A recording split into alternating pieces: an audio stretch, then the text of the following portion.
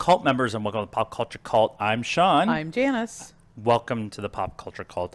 I'm so excited to talk about Picard that I got so excited I had to mumble my way through it. Sure. We're going to do a non-spoiler review, and then we're going to talk about the end of the first season in a spoiler talk at the end. So we'll let you know when we get there that's where we're at and everything. Yes. But this is going to be a mostly non-spoiler review about the series. And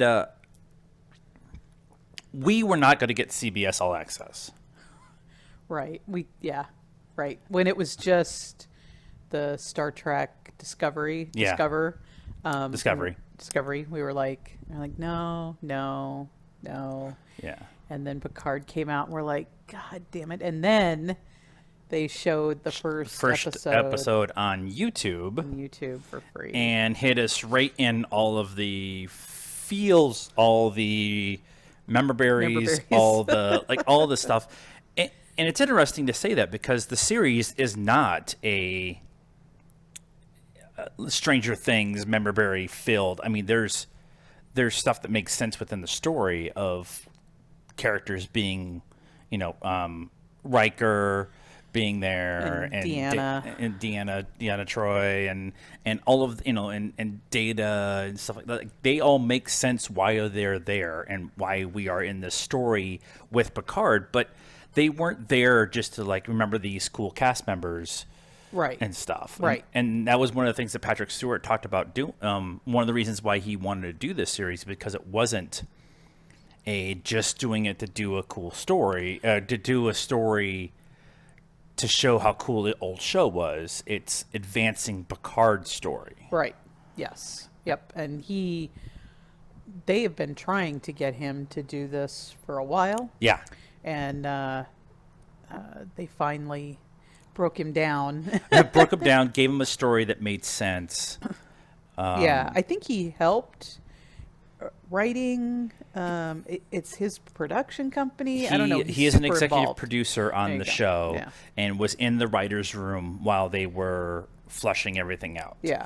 And he talked about it on what do they call the after show? The holodeck?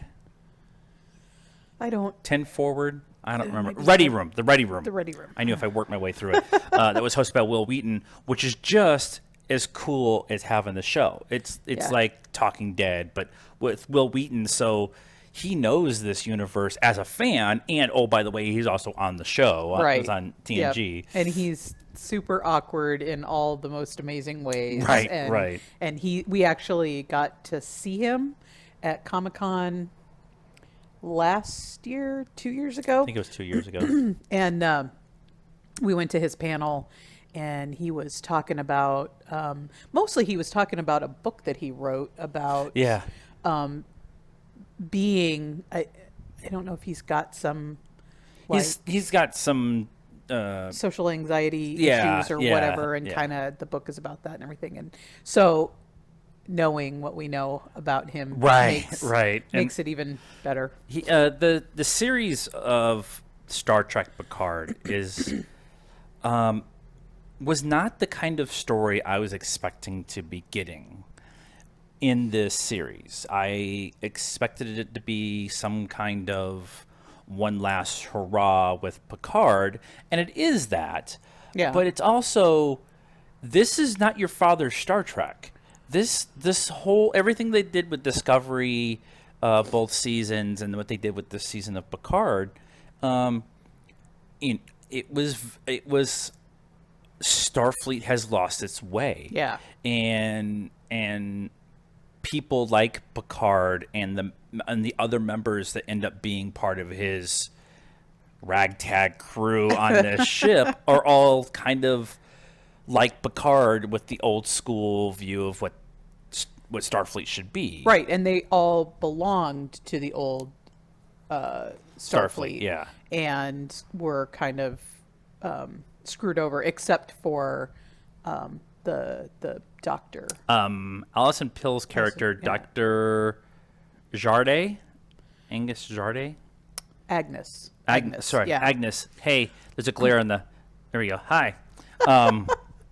She was she kind of was a little bit of the old school Starfleet too, because she was studying and one of the leading people on synthetic, so right. like Data kind of people, right? And then the bad lost its way Starfleet kind of came in and corrupted her and made her go on this mission with them. She when Alison Pill was added to this cast, I was super excited because for us, she comes from Scott Pilgrim, right? And we know that she's done a bunch of other stuff since then, but a lot of the stuff that she does is not shows or genres that we typically leaned into. So knowing that she was coming into sci-fi, coming into Star Trek, we were really excited about that. But she was really good. And she had a lot of the hard stuff. You know, she non-spoiler. So there are some things that she does that are tough, and she has to show a huge range of emotion. You know, from crying to, you know, happy, and so I thought she did a really good job. She did a really good job. Almost everybody on the cast was on the Ready Room at some point in time. Yeah. And all of them talked about how they all felt like they had to bring their A++ game whenever they were in the room with Patrick Stewart. Right. And Sir Patrick Stewart. But they specifically all said he was genuine and embraced the conversation of making what they were making, even though he knows the character super, super, super well. Yeah. But if he's going to be at the level 10 every time, everybody felt this responsibility to be at level 10 all the time. Yep. And they all did it. And we had people not like known names. I mean, Alison Pill is probably the most known. And then Jerry Ryan? Yeah. Yeah, who 7 and 9, right? Actually, having 7 and 9 and Picard on the in scenes together, right, was really kind of cool. On a Borg ship. Awkward. Is this how you want? Do you want to get assimilated? Because this is how you get assimilated. And Hugh, they brought Hugh back. Which was like that was one of the things that like. It would have been really easy to sit there and say, oh, that's just a memorabilia, fan service, whatever kind of thing. But the way they kept presenting everything within the context of the show made complete sense of why they were there. Right. Even with Counselor Troy and Riker and Hugh and with Hugh and like everything made sense. Even 7 and 9 being in the show made sense in what she has turned into. Right. Made it because that's kind of who she was on the show, right? She was always kind of the badass. She turned into the bad rebel. Okay, so that was Voyager that she was on, and I'm trying to remember if she became. No, she was on Star Trek Generations. Yes, she was. She was on Generations. Was she on Generations? Yeah, because Borgs happened on Generations. Yeah, but they ran into Borgs on Voyager at one point in time, too. Okay, now we're going to have a... Bosch. Okay, talk amongst yourselves. She's in Bosch? She's in Leverage, too. Yeah, I remember her being in Leverage. I don't remember her being in Bosch. Oh, see. I wonder if it was one of the first. Voyager. Star Trek Voyager. Okay. 4 seasons. Oh, I'm thinking of the TV show or the movie. Yeah, you're thinking of, yeah. Yeah, she was one of the ones that they found when they were out coming back from the Delta Quadrant in Voyager. And they unassimilated her, even though she had been assimilated from a little girl, and so she was like the Data of the show, trying to find her humanity again. And I want to say she was a security officer at one point in time on the show, but it's been a really long time since I watched Voyager, and it wasn't a regular thing for me. But having stuff like that, and like the visualness of the show. They spent money on the special effects. Yeah. And the bridge of the ship was practical, but very different than the Enterprise or from Deep Space Nine or Voyager or whatever. And there's a cool away mission episode where they're trying to weasel their way into a nightclub, into a arms deal or whatever. And they got to dress up. And they got to dress up. So it's totally a holodeck mission and stuff. And so I overall, I really like the series. What I really want to talk about, why it's not a complete home run for me, is a spoiler discussion. So any other thoughts you want to say, non-spoiler, before we get into that part?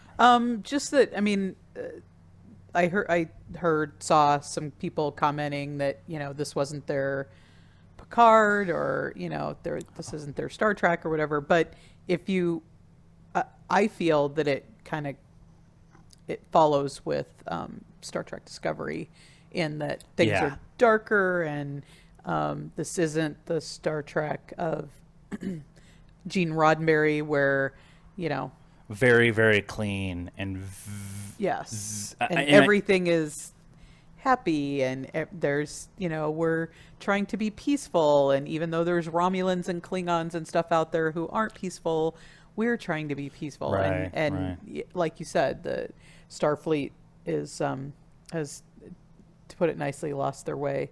So I just feel like it's just, I don't know, a natural progression. Yeah, but I think it's a natural progression from our point of view, and we typically are drawn to especially sci-fi stories that are told that way. So as much as we love the old Star Trek, the older Star Trek, the moral compass is going to get lost at some point in time somewhere, and I think that's what they were kind of dealing with in the show. Can't get there without, you can't get to the happy place without going through the rough times, and it's not ever going to stay that way forever. People forget, and or some people don't like that way of the world, and they want to change it and stuff. So then it goes back. All right, we're going to do some spoiler talk. So we want to thank you for listening this far. If you have not watched the series, we highly recommend it.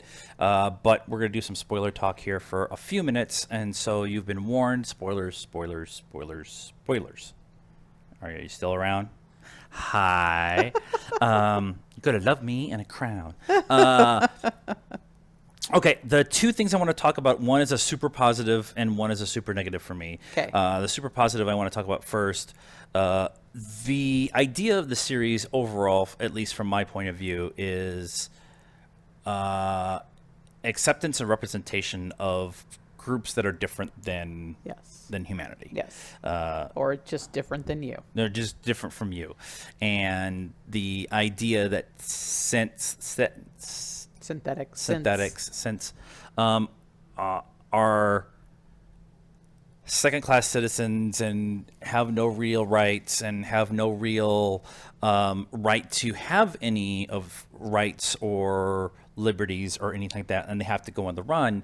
It seems very timely in a world where a lot of governments are closing their borders, or they're writing laws making it illegal for same-sex relationships or same-sex marriages. It's not even just government. I mean, how many people are won't eat at a Chinese food restaurant because they gave us the coronavirus? Right. That makes no sense. Right, because people are dumb. But it just seems super timely to have that conversation and to do it in a very subtle way until towards the end, where it was like, oh, this whole thing has been about one man's crusade to make sure that people he cares about actually have a future and have the ability to be themselves. Yeah. And I mean, that was Picard and Data's relationship all through generations anyway. Right. Because Data, as they went along, started to, I want to be a real boy, and and questioned his. There was a couple times that Starfleet demanded that they put him in harm's way just because he was essentially a robot or Right, whatever, right. and he questioned that, and why was that fair? Yeah. And so, I mean, that was a lot of their relationship, and a lot of Jean-Luc Picard's. It makes sense that that's the crusade that he would have gone on. And them using the Borg as another representation of that theme was very interesting too, because every Star Trek fan has a nasty taste in their mouth because of the Borg and because of their unrelented assimilation of everybody. Right. And they were the ultimate bad guy in the universe. And Right. so to have the idea of having to reintegrate these people who got wrongly assimilated, it's not their fault. Right. But they still have the battle scars and the damage and everything from being assimilated And you see that And you as a person engaging with someone who had been a Borg and now wasn't. Right. You can tell it's not like they just look like they used to. Yeah. They got scars and some implants that they couldn't get off and stuff. So Yeah. I just thought that didn't really get home for me until Patrick Stewart talked about it on the Ready Room episode, where he was like, that was part of the reason why I wanted to come back and do this story, was because it was about Brexit and representation and, not doing racist and not being racist towards people and whatever. And I Right. thought that was really interesting, and I thought that was good. The other scene, the final scene with Data and Picard in the consciousness cube or whatever they ended up calling it, but that was pretty much what it was. Was a nice cherry on top for their relationship, and how like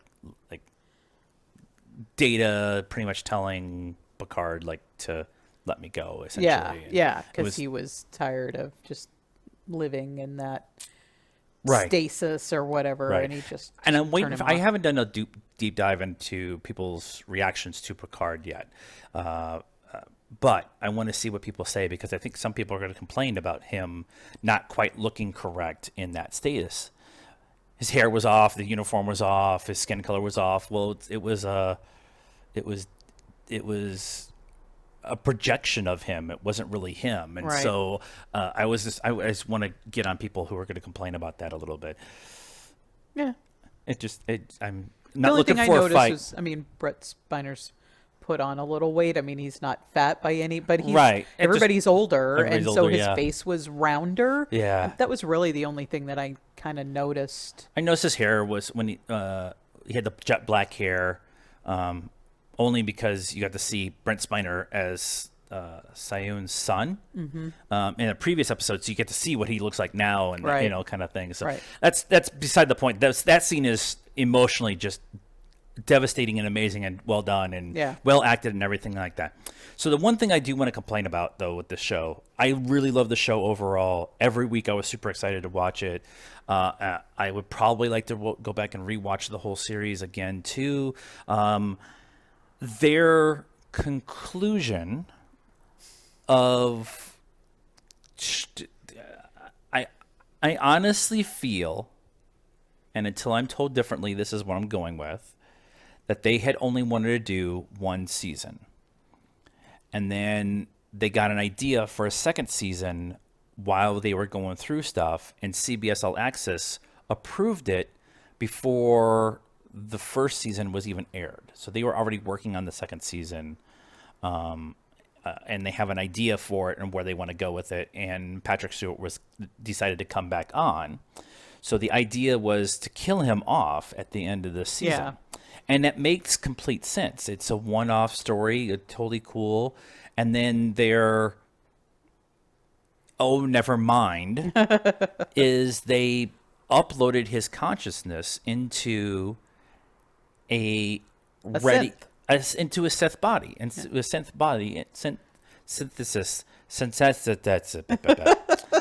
body. And the writing was so good all season. Yeah. And in one little 5-minute thing, it kind of takes Yeah. away a lot of that. Yeah. I was, yeah. Yeah. Yeah. I just It seems like they had to rush to a decision, rushing wise, to get to that. Well, it's almost like they had, like you said, had planned on only doing one season, one little mini series, whatever you want to call it, and it was so overwhelmingly popular. I mean, I know that a lot of people signed up for CBS All Access when Picard came out, that didn't already have it when Star Trek Discovery came out, and I think that they baked it in as an out, and then realized they didn't need it. As a matter of fact, they needed to keep it going. Yeah. And so they kind of, it was, I wasn't a fan of how they. It's not going to ruin my overall love of this season. Yeah. It's not that big of a discretion. But it is going to be something that hangs over this series for me. Unlike decisions that were made in the final season of Game of Thrones, all of those decisions, I can understand how they got to that point. Right. I may not agree with how they got there or why they got there or the decisions they made when they got there. And they don't necessarily seem like lazy writing, like they went rush to a decision. Yeah, the stuff that happened in Game of Thrones, all of the decisions that came into the final season of Game of Thrones made complete sense to me. I didn't always like those decisions, but you come to a point in the story, you go left, you go right. Neither one is right, neither one is wrong. Right. But I went left, they went right. That's fine. This one with Picard, it was we get to a story point. There's no left and right. There's a hard stop. Yeah. So we have to Lego master a freaking ramp to get over that wall. And our Lego ramp is let's just upload his consciousness into a body that's kind of just exactly like his, except it doesn't have the brain thing anymore. It's like, okay, yeah, and then it was a little convenient too. He was like, I don't want to live forever, and they're like, no, you won't live forever. He's 92 in the show or something like that, or 94 in the show. This is what 400 years in the future, so it's Stardate 2265, something like something like that. So it stands to reason that people are living longer, but it was because Jean-Luc never wanted to retire. He never wanted to be a vintner.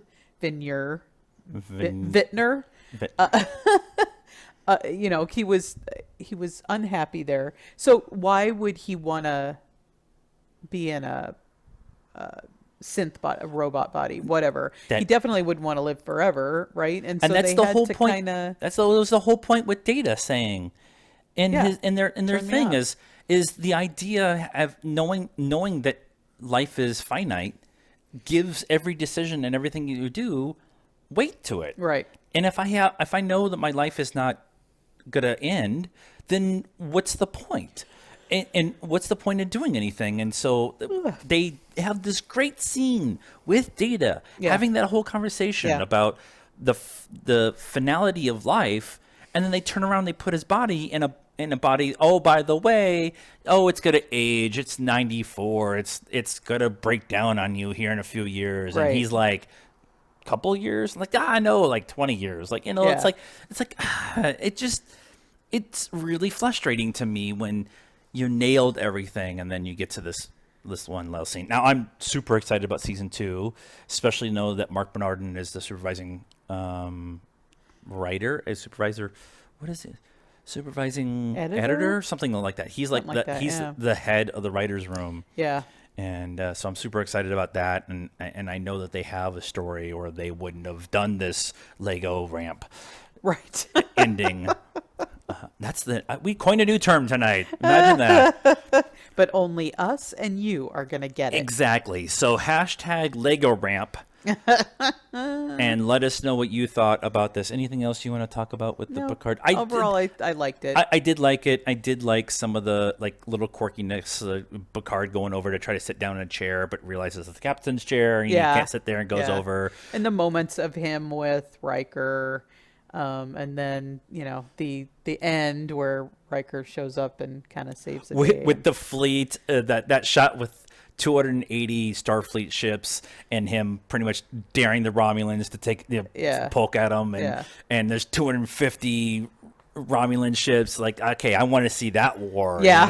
We got the Klingon War and Discovery. I want to see the Romulan War, and knowing that this is the Kelvin timeline too is adds a little interesting kind of, you could really play with the Romulans. Not that they didn't play with the Romulans this year. Right. But that story was not about the Romulans. They were just the protagonists throughout that I can't keep all these timelines straight because we have the Kelvin timeline.